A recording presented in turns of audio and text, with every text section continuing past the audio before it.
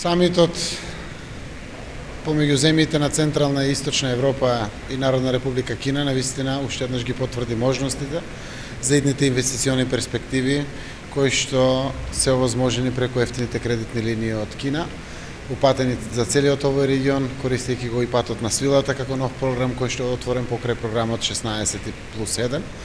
Република Македонија е подготвена да настапи со многу капитални инфраструктурни проекти.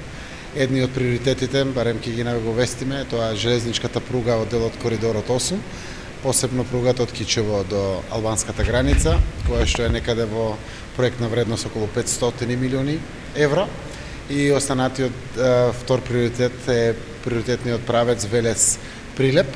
Тоа е автопатско решение кое што навистина низ Централна Македонија ќе отвори огромна инфраструктурна можност за патување на граѓаните во внатрешниот дел на нашата земја. Секако остануваат и многу други проекти од многу други области на кои што ќе се посветиме.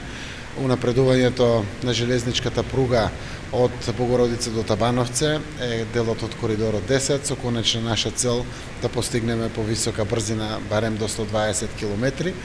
Делот кој што значи возобновување на автопатските и патните мрежи низ Македонија се исто така приоритети, но се надевам дека навистина ќе отвориме перспективи во областа на културата, во областа на информатичките технологии, во областа на многу други важни сегменти од секојдневниот дел на животот на граѓаните. Јас сум убеден дека ваквите програми ќе допринесат за севкупното унапредување на квалитетот на живот во Република Македонија. Пример, следната година самитот се одржува во Софија, како може тоа нашата земја да го искористи?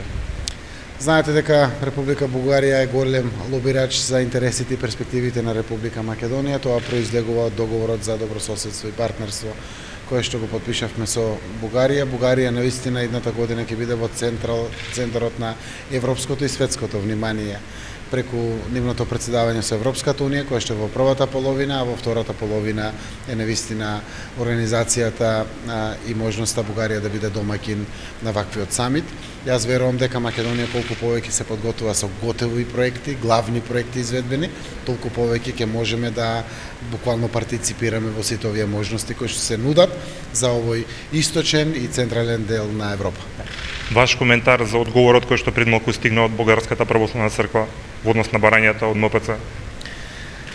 Како православен верник сум радосен за оваа работа, но уште еднаш само ќе повторам, Македонија е секуларна држава, ние не сакаме да се мешаме во односите помеѓу црквата, но оваа порака е исклучително позитивна, јас можам само да ја поздравам, заради тоа што дефинитивно правиме напредок и во делот на признавањето на нашата Македонска православна црква.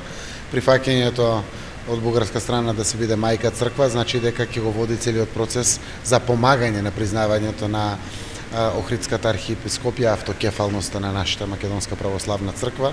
Јас се надевам дека и навистина другите православни цркви ќе го следат примерот, заради тоа што и мајка црква завршува и со признавањето на Македонската православна црква. Среќен сум што навистина градењето на пријателство дава резултат. Тоа е само уште една потврда дека треба да продолжиме да градиме пријатели. Ние сме мала земја, само со пријатели и заедно до пријатели ќе можеме да одиме напред, а со тоа да ја враќаме и среќата и парите кај граѓаните и да ги отвариме идните перспективи како граѓани на Европска Македонија. Благодарам.